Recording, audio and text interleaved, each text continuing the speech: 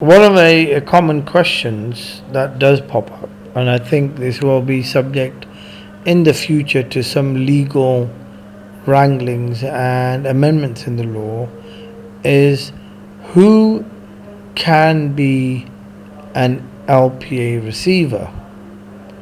Well, in practical application, an individual can be appointed as an LPA receiver. An agent or an estate agent can be appointed as an LPA receiver.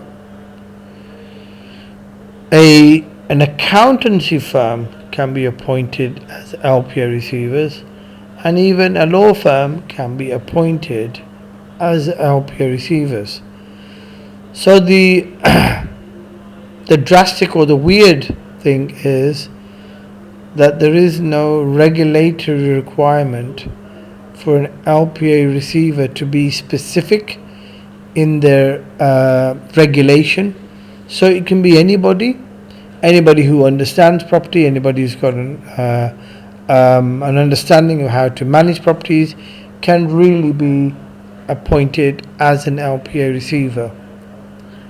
Now, the problem doesn't stop there. The Law Property Act also allows for the transferring of that appointment. So in a few cases, or commonly, we have found that LPA receivers being appointed by the banks, being a law firm or an accountancy firm, have then transferred the deed of appointment over to a local agent. And obviously the nature is that those properties need to be managed, and appointing an LPA receiver by the banks isn't normally always based upon the individual organization being able to control the asset and manage it. So therefore, in quite a few number of cases, you will find the LPA receivers transferring their appointment over to a local agent who is going to take control. And in majority of the cases, LPA receivers are normally agents. So for all practicalities, who is an LPA receiver?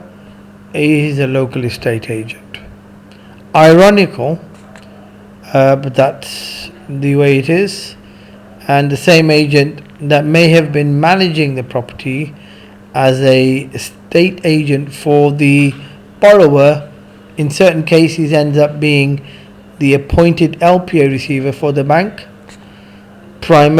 because they are physically, operationally in the position to continue managing that asset without too much expenses being incurred to the bank. So So the real question is, who is an LPA receiver? Can be anybody. Are they regulated? Nope. Should they be regulated? Yes. Should an LPA receiver be regulated? Yes, they should. Should it be a separate organization? Maybe, maybe not. Should it be regulated separately? Yes.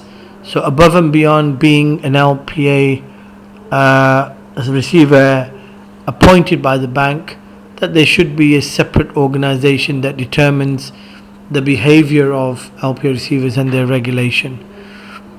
The problem that you will find is, in the Law Property Act, there is a provision where if an LPA receiver who's been appointed does not act correctly or transparently, or if the mortgagor finds that their behavior has been detrimental in the sale of the asset or in the management of the asset, the Law Property Act does provide in a provision for the mortgagor to readdress that error or mismanagement or failure to undertake their duties, but it has to be directed to the lender bank.